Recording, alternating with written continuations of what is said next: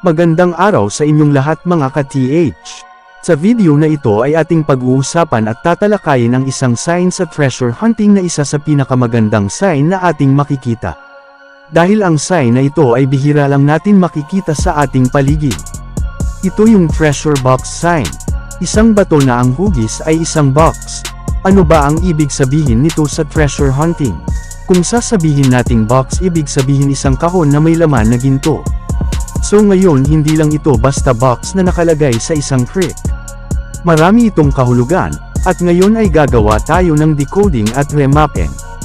Ang bato na ito ay maraming sign ang nakalagay at hindi natin ito makikita kapag basa ang bato, at dahil umuulan kaninang umaga ang mga sign sa bato ay hindi klaro kung kuhanan ng litrato.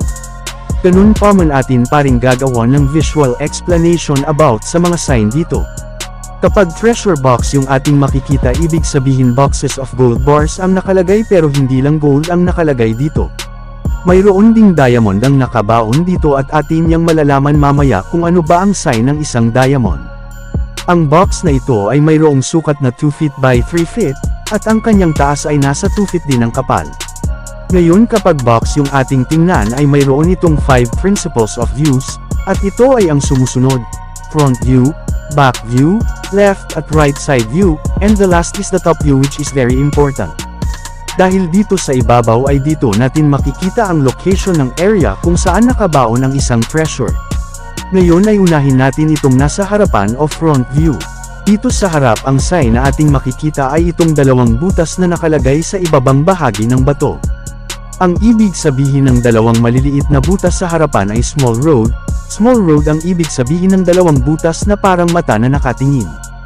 Ibig sabihin ng unang clue na ating makikita sa bato na hugis box ay small road.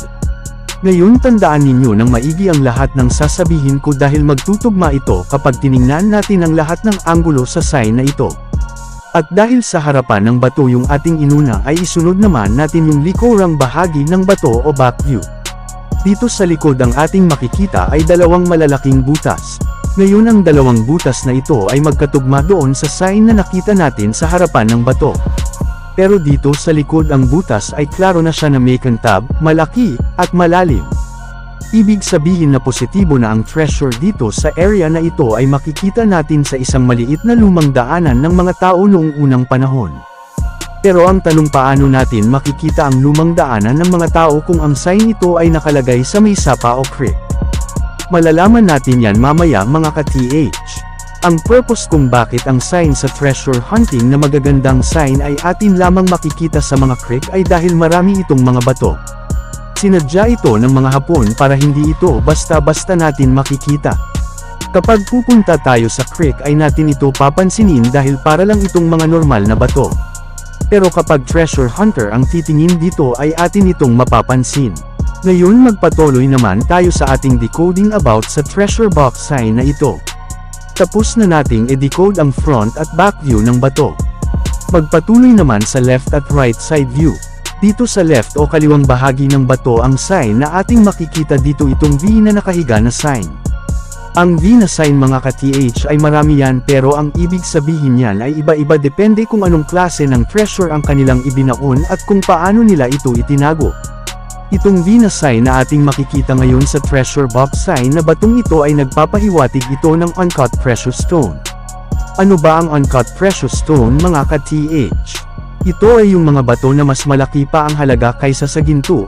Isa sa mga halimbawa ay diamond, ruby, emerald at marami pang iba.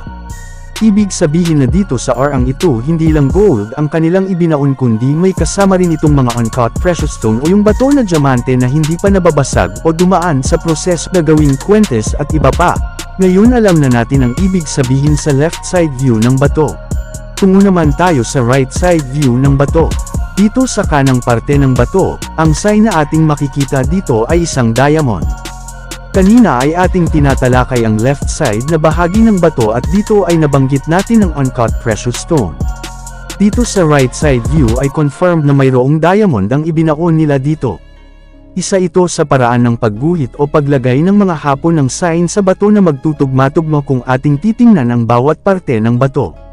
Ngayon ay tapos na nating i-decode ang lahat ng parte ng bato, ang front view, back view, left view, at right side view.